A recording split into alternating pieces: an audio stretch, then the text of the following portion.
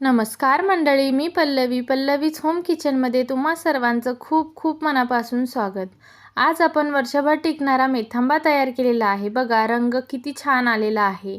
छान असा मेथांबा तयार करण्यासाठी मसालासुद्धा घरीच तयार करूया. एकदा तयार केला ना तर वर्षभर आरामात टिकतो. फ्रीजशिवाय साधारण 1 महिने आपण हे वापरू शकतो आणि फ्रीजमध्ये छान असा काचेच्या भरणीत भरून ठेवलं ना तर वर्षभरसुद्धा अजिबात खराब होत नाही. फक्त घेताना ओला चमचा किंवा ओला हात लागू द्यायचं नाही, म्हणजे वर्षभर आरामात टिकतं. चला तर मग या लगेच साध्या आणि सोप्या रेसिपीला सुरुवात करूया. इथे मी अर्धा किलो प्रमाणात कैरी घेतलेली आहे. कैरी बाजारातून आणल्यानंतर 1 तास पाण्यात बुडवून ठेवायची. नंतर स्वच्छ कॉटनच्या कपड्याने पुसून घ्यायची, म्हणजे कुठलेही साठवणीचे पदार्थ करताना पाण्याचा हात लागू नये याची आपल्याला काळजी घ्यायची आहे. पाण्याचा हात लागू दिला नाही तर कुठलेही पदार्थ वर्षभर अजिबात खराब होत नाही. मसाले असो, लोणचं असो किंवा मेथांबा असो. इथे मी घेतलेली कैरी छान हिरवीगार बघून घेतलेली आहे. हिरवीगार टणक कैरी बघून घ्यायची, म्हणजे आपण मेथांबा जे करतोय ना ते वर्षभर टिकायला हवं याच्यासाठी. कैरी कापल्यानंतर आतनं छान पांढरी शुभ्र निघायला हवी. पिवळसर निघाल्यास आपल्याला मेथांब्यासाठी अजिबात वापरायचे नाही, कारण पटकन अशी बुरशी लागते आणि मेथांबा अजिबात टिकत नाही. त्याच्यामुळे कैरी घेताना छान अशी बघून घ्यायची आहे. आता आपण कैरी कापून घेऊया. आता मेथांबा तयार करताना बरेच जण कैरीची सालं काढून घेतात. जर तुम्हाला काढायचं असेल तर तुम्ही काढून घेऊ शकता, पण मी काढणार नाही. सालासकटच मेथांबा तयार करणार आहे. खूप छान लागतो. तुम्हाला आवडत असल्यास तुम्ही काढून घेऊ शकता. छान असा बघा मी कैरीच्या फोडी तयार करून घेतलेल्या आहे. छान छोट्या छोट्या करून घेतलेल्या आहे. तुम्ही उभ्या आकारात देखील कापून घेऊ शकता. जसं तुम्हाला आवडतं तुमच्या आवडीनुसार तुम्ही हे कापून घेऊ शकता. छान असं तयार झालेलं आहे. हे बाजूला ठेवूया आणि मसाला तयार करून घेऊया. 1 चमचा अख्खे धने घेतलेले आहे, 1 चमचा जिरे घेतलेले आहे, 1 चमचा बडीशेप घेतलेला आहे आणि 2 दालचिनीचे तुकडे आणि 4-5 काळी मिरी घेतलेली आहे. घेतलेले सगळे मसाले मंद आचेवरती छान खरपूस भाजून घ्यायचं. जितकं छान भाजून घेतो तितका मसाला आपला सुगंधित तयार होतो. मसाला गार होतोय तोपर्यंत फोडणीची तयारी करून घेऊया.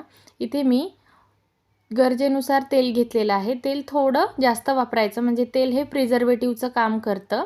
कुठलेही साठवणीचे पदार्थ तयार करताना तेल जास्त घातलं ना तर आपले पदार्थ जास्त दिवस टिकतात, म्हणजे तेल हे प्रिझर्वेटिव्हचं काम करतं.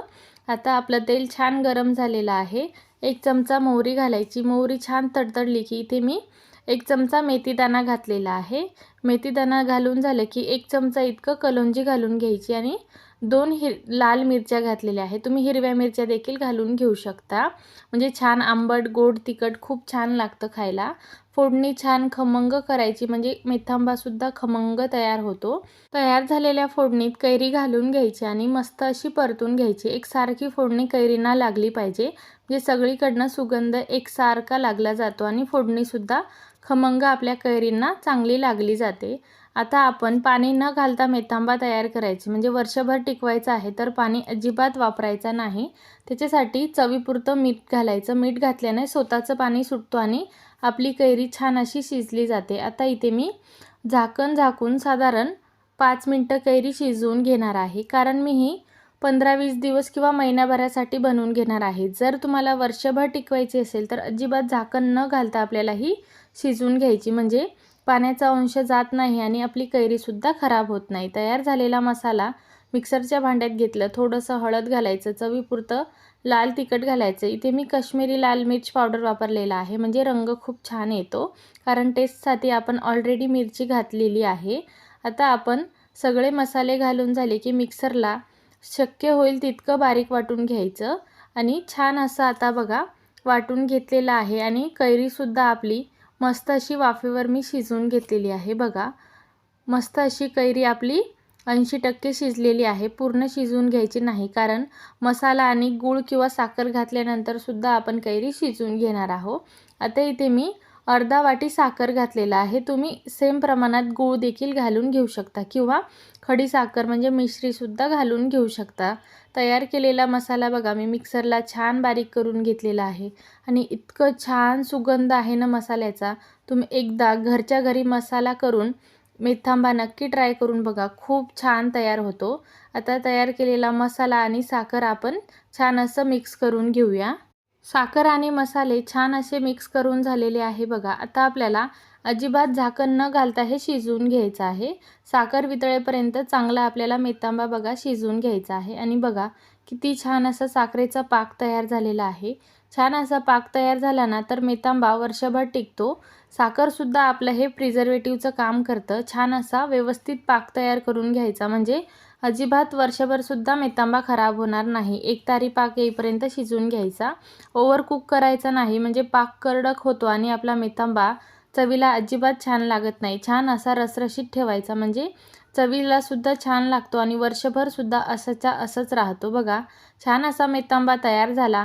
गॅस पूर्णपणे बंद करून घ्यायचा आहे आणि तयार झालेला मेथांबा पूर्णपणे गार झाल्यानंतर एखाद्या स्वच्छ काचेच्या भरणीत भरून फ्रीजमध्ये ठेवायचं. आणि कमी दिवसाचा बनवायचा असेल तर महिनाभर तुम्ही बाहेरसुद्धा ठेवून हे मेथांबा खाऊ शकता.